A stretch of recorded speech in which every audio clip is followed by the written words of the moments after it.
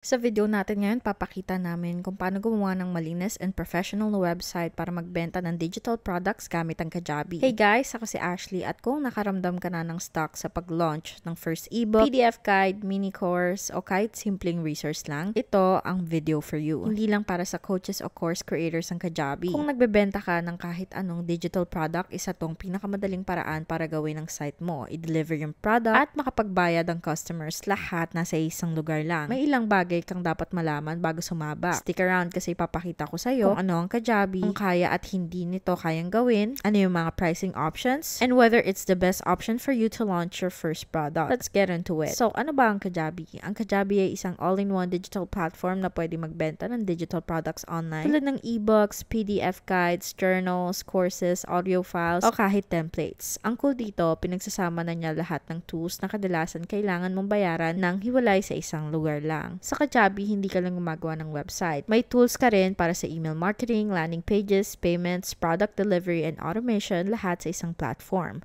Kaya imbis na magpalipat-lipat ka sa dami ng tools, basta mag-login ka lang sa Kajabi, ayos na yan lahat sa isang lugar. Kung ayaw mo ng tech headaches o di ka marunong mag-code, sobrang helpful nito para hindi ka ma-overwhelm sa pag-launch ng first digital product mo. Bago tayo mag-dive sa actual na paggamit ng Kajabi, gusto ko lang i-highlight yung ilang key features. Isa sa mga dahilan kung bakit maraming pumipili ng Kajabi ay kasi inaayos na niya ang tech side para sa'yo. Una, product hosting and delivery. Kapag may bumili ng ebook, guide o template mo, automatic na itong nade-deliver ng Kajabi. Pwedeng bilang file download, digital course, o members-only page. Hindi na kailangan mag-send o mag-protect ng content manually. Sunod, website and landing pages. May kasamang full website templates ang Kajabi na ready para magbenta ng digital products. Pwede kang gumawa ng simple homepage, product page, and thank you page sa ilang clicks lang. Ang ganda rin ng templates, clean at madaling ang customize kahit hindi ka marunong sa design. Then we've got email marketing. Pwede ka mag-collect ng email addresses sa site mo at simula ng list building. Sa Kajabi, you can send broadcast emails, gumawa ng automations like welcome series, at mag-tag ng subscribers based sa kung ano ang ina-opt o binili nila. Mas pinapadali nito ang follow-up and helps you turn your one-time buyers into long-term customers. Another cool feature ay ang payment integration. Direct na nagko-connect ang Kajabi sa Stripe and PayPal. Hindi mo kailangan gumawa ng hiwalay na payment processor, i-link yung accounts mo, and you can start accepting payments right away. And finally, automations and funnels. You can build out automations based sa kung ano ang i-click, bibilhin, o i-sign up ng mga tao. Halimbawa, kung may kumuha ng freebie mo, automatic mo silang pwedeng padalhan ng follow-up email para sa paid product mo. Maganda to para i-guide yung mga tao sa funnel mo without manual messaging sa lahat. Sige, punta tayo sa website setup if you wanna follow along. Nilagay ko yung link namin sa description below at gamit yung link namin pwede ka makakuha ng 30-day free trial. Pwede mo tong subukan para makita kung bagay ba sa'yo before actually financially investing. Pag-click mo sa link, pwede ka magsimula gamit ang Google o email. Piliin mo lang kung alin ang mas okay sa'yo. Katulad ng sinabi ko, pwede Google o email, whatever works best for you. Then i-type yung first and last name mo tapos gumawa ng password. Sunod, ilagay mo yung credit card info mo. After that, click ang sign up at kailangan mong i-verify yung email mo. Ngayon, sagutin natin ang ilang questions. I-click natin ang digital downloads. May online business ka ba? Nope. Para sa category, health and fitness? Nope. Magbi-build tayo from scratch. Sa experience, paano mo nalaman ng Kajabi? Continue, tapos ilalagay natin yung address mo. Cool, ngayon na navigate na natin. I just wanna show you around the dashboard a bit.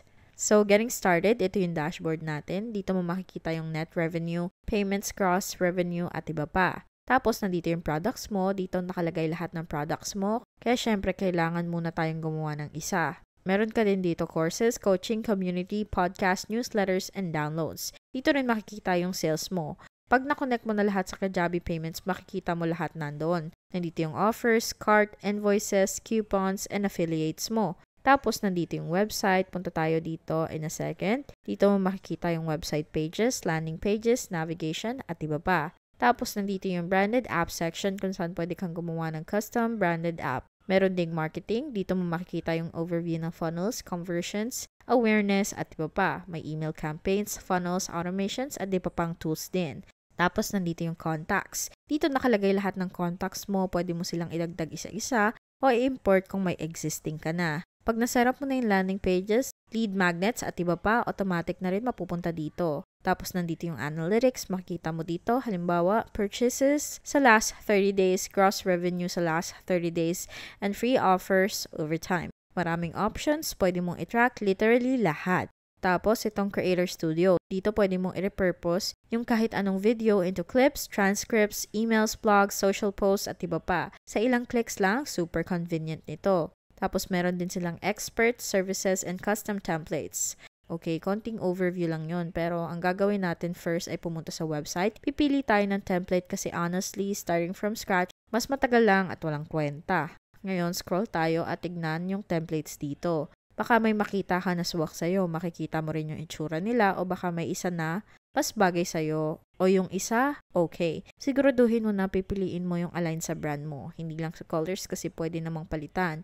Hanapin yung style sa bagay na pinapakita mo. Pwede nating palitan yung colors, fonts, images, pero mas mahirap baguhin yung layout mismo. Kaya yun ang pinaka-importante tignan. Baka ito na yung piliin natin. Okay, click natin yung Get Started. Amazing. Ngayon, kung gusto nating i-customize yung page na to, i-click lang natin yung Customize. May mga templates din na pwedeng bilhin pero sa tingin ko, magandang starting point na to. Meron tayong About, Contact, Text dito.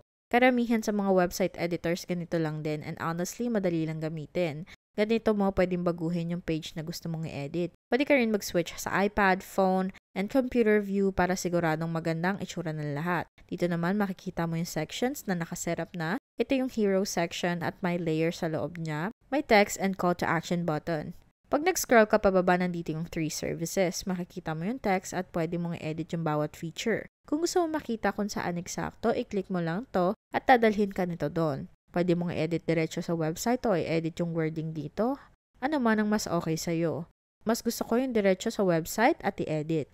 So sabihin natin, pipiliin natin tong website. Ngayon, i-save muna natin to for now kasi yung next step ay upload yung product mo. Siyempre gusto natin siguraduhin na swak yung website sa needs natin kaya babalik tayo doon. Pero ngayon, kailangan muna natin gumawa ng product. Punta tayo sa all products para gumawa ng first product natin. I-click ang Get Started tapos piliin natin kung anong type ng product. Course, podcast, community, coaching, newsletter. Piliin natin ang download. We'll say this is maybe some sort of ebook about staying healthy as a mom. Okay, so we'll go ahead and click Get Started. Maybe we want it to be something like this. The Strong Mom Project, 12 weeks to rebuild, restore, and reclaim your strength after the baby. Then we'll go ahead and add a description. Sunod, pipili tayo ng file. Siyempre, gusto mong gawin to sa Canva. For now, gamitin ko lang muna yung picture mula sa Pinterest. Kaya save lang natin tong Pinterest picture bilang file. Siyempre, siguraduhin lang na swak sa vibe. Gamitin ng Canva. It's really good para gumawa ng cover photos at ganitong klase ng materials. So, okay, ngayon, kailangan man nating i-add yung file. Kung ano man yung product mo, dito natin i-upload. Kung example, The Strong Mama Project, i-upload natin yung file dito. I-click Choose Files, My Device. For example lang, photo muna ang i-add natin. Pero syempre, sa totoong case, ebook yon. Sunod, skip muna natin to for now kasi kailangan nating i-set up yung payments. Ngayon, na na-upload na yung product natin, kailangan nating gumawa ng offer. Punta tayo sa Sales, tapos sa Offer. I-click lang yung Get Started. Ito yung The Strong. Tapos, piliin natin yung ginawa natin. Amazing. Cool. So, ngayon, kailangan na nating i-connect yung payment mo. I-click lang yung Get Started. Sundin yung prompts tapos i-click Continue. Dito, kailangan mo i-connect yung Stripe account mo. Sundin mo lang yung instructions, ilagay yung legal name mo, email address, date of birth, phone number, and social security number. Tapos i-click ang Continue and sundin yung steps doon. Pagtapos nyan, kailangan natin gawin yung sales page. Dahil meron na tayong website, punta tayo doon. Pwede kang gumawa ng buong website specific sa landing page.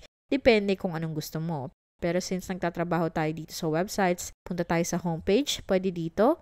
I'm actually a postpartum coach for 12 years and download my ebook. Siguraduhin lang tama at malinaw yung copy. Tapos, pwede itong pumunta sa landing page. Pwede kang gumawa ng actual landing page o diretso sa checkout page. Depende siguro sa gusto mo. Mas marerecommend ko na landing page muna lalo na kung homepage to.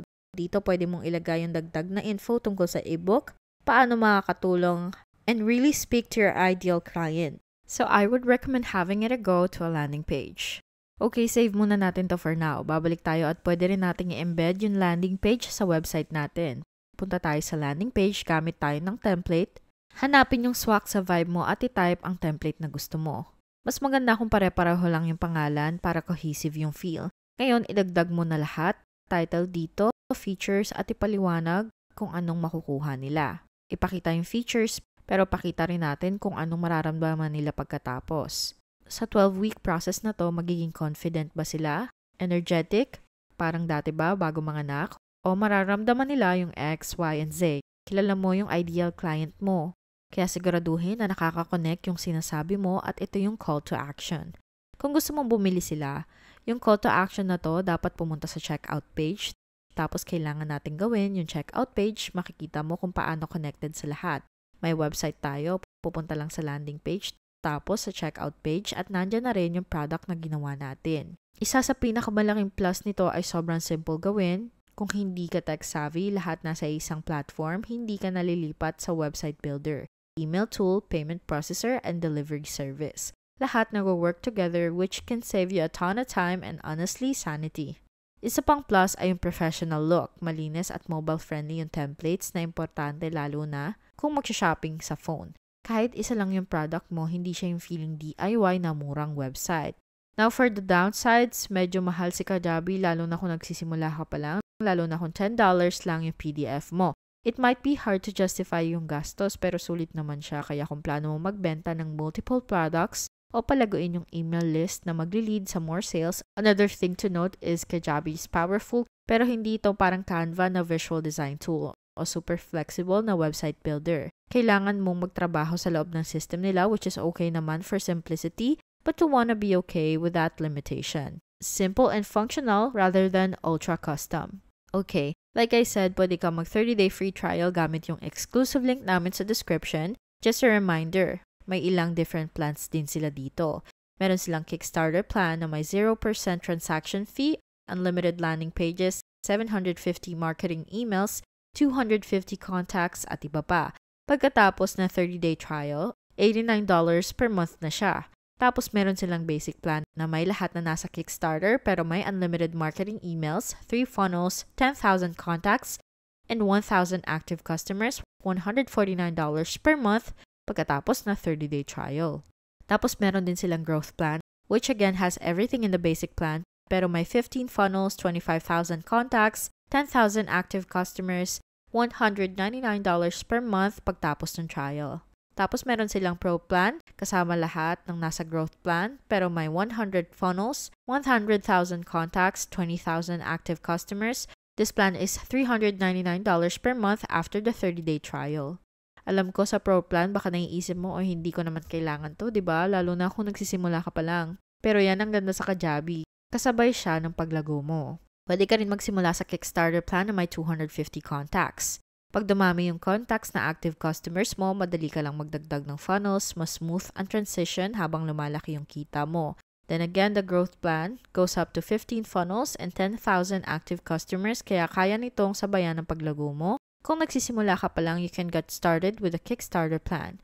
So, para sa'yo ba ang Kajabi? Kung gusto mo ng full online business na may multiple products and email marketing, solid choice to. Hindi mo kailangan mag-combine ng iba't ibang tools o mag-alala sa tech issues. Kung ibebenta mo pa lang yung first ebook o template mo at gusto mo ng site na maganda tignan, maayos ang takbo at walang kailangan na coding, Kajabi ang makakatulong para mas mabilis ang launch mo. Kung gusto mo tong subukan, may 30-day trial link sa description. Alam ko kapag nagsisimula ka sa digital product o paggawa ng first site mo, nakaka-overwhelm talaga. Ang dami ng advice sa labas at minsan ang hirap malaman kung ano talaga ang gagana sa'yo. Wala naman perfect tool, pero yung tamang tool mas pinadali lang para makapagsimula ka. Isa si Kajabi sa mga platform na ganito, binabawasan yung hassle para hindi ka na masyadong mag-overthink at masimulan mo yung project mo. Hindi mo kailangan alam lahat ngayon, pero kailangan mong gawin yung next step. That wraps up this video. Ang channel na to ay dedicated to helping you build your websites at i-turn ang digital ideas mo into income kahit first time mo palang gawin to. Kung interested ka pang matuto, huwag kalimutan mag-like at mag-subscribe at mag-iwan ng comments sa questions sa baba. Gusto naming makarinig from you. Maraming salamat. Kita-kits sa susunod na video.